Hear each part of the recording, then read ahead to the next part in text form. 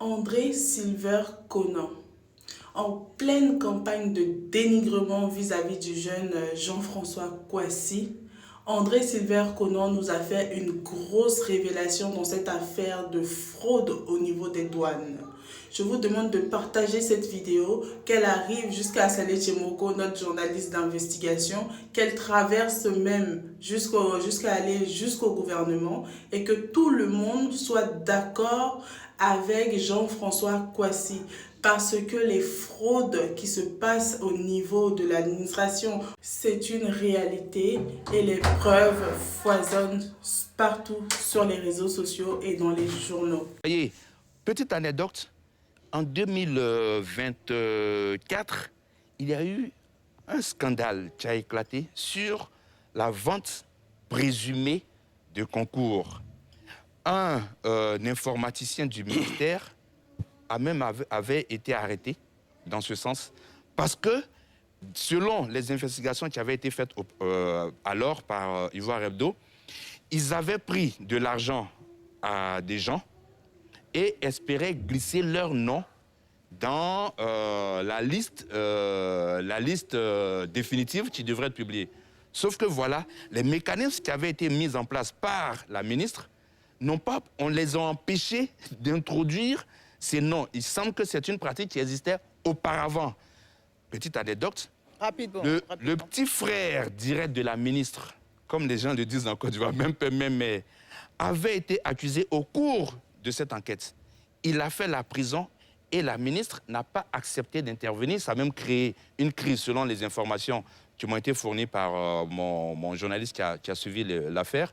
Ça a même divisé la famille et c'est à la suite d'une enquête policière qui a été exécutée sur plusieurs mois que le petit frère, je dis bien, le petit frère est sorti de prison après qu'il a été établi que c'était quelqu'un qui voulait justement le mêler à l'affaire pour mettre la pression sur la ministre afin qu'elle n'aille pas jusqu'au bout. Donc, vous avez bien entendu, il nous parle d'une affaire de fraude au niveau de la même fonction publique organisée ou en tout cas où la famille Ouloto serait impliquée. Ça veut dire que la ministre elle-même de la fonction publique, Anne Ouloto, et son frère Emmanuel Ouloto est impliqué. Mais qui est donc cet Emmanuel Ouloto? Lui, c'est Ouloto Emmanuel. Ce haut cadre en Europe a quitté sa situation de confort pour se lancer dans l'entrepreneuriat agricole. Son choix, la transformation du cacao en chocolat. La Côte d'Ivoire doit encourager en tout cas la transformation au plan local d'une partie de sa production. Mais c'est un long processus et il faut du temps. Pour l'instant, le business d'Ouloto est extrêmement modeste. Il loue une villa dans la commune de Cocody qui lui sert d'usine. Derrière cette porte, son laboratoire de fabrication. Quelques femmes autour d'une table, du matériel de cuisine, un four, 2 réfrigérateurs. Pas besoin de grands moyens. Qu'aujourd'hui, avec un pilon et un mortier, on peut faire du chocolat. Le processus ici, il est basique. Il est basique parce que l'idée, en tout cas, c'est c'est d'emmener en tout cas les Ivoiriens à se dire qu'il est possible de faire du chocolat sans penser forcément avoir une grosse unité de transformation de fèves de cacao. Ouloto emploie à ce jour une vingtaine de personnes et réalise un chiffre d'affaires annuel de 250 millions de francs CFA.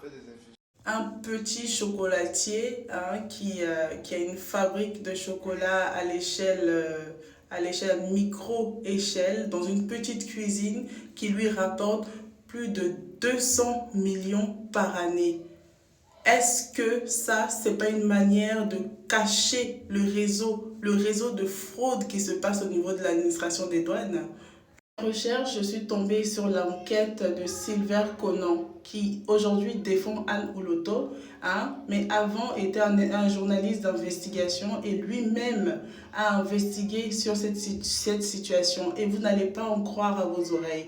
Toute la famille Ouloto est impliquée. Toute la famille Ouloto travaille au ministère de la fonction publique et organise cette fraude au niveau des concours. Écoutez. Corruption au concours de la fonction publique. Le journal Ivoire Hebdo nous révèle le community manager de la fonction publique qui répond au nom de Anikwa Betty, Jean-Charles, serait accusé d'avoir reçu 40 millions de francs CFA pour fraude sur concours de ce ministère. En fait, M. Anikwa ne serait pas le seul dans cette affaire de fraude. Il en ressort des noms des proches qui gèrent ce portefeuille qui auraient été cités dans cette sale affaire et l'un d'entre eux, répondant au nom de Emmanuel Ouloto, le frère de Anne Ouloto dont il parlait, aurait été arrêté par la brigade de recherche de la gendarmerie sur la pression, aurait confessé que c'est avec son aîné Yves Ouloto, un deuxième Ouloto, fraudeur, c'est avec son aîné Yves Ouloto qui est le directeur de la qualité de la fonction publique que ces fraudes s'opéraient. Yves Ouloto serait lui-même aussi en fuite pour une autre affaire de 200 millions de francs CFA pour laquelle la police économique est à ses trousses. Anne Ouloto ne serait-elle pas informée de tout ce qu'ont fait ses frères?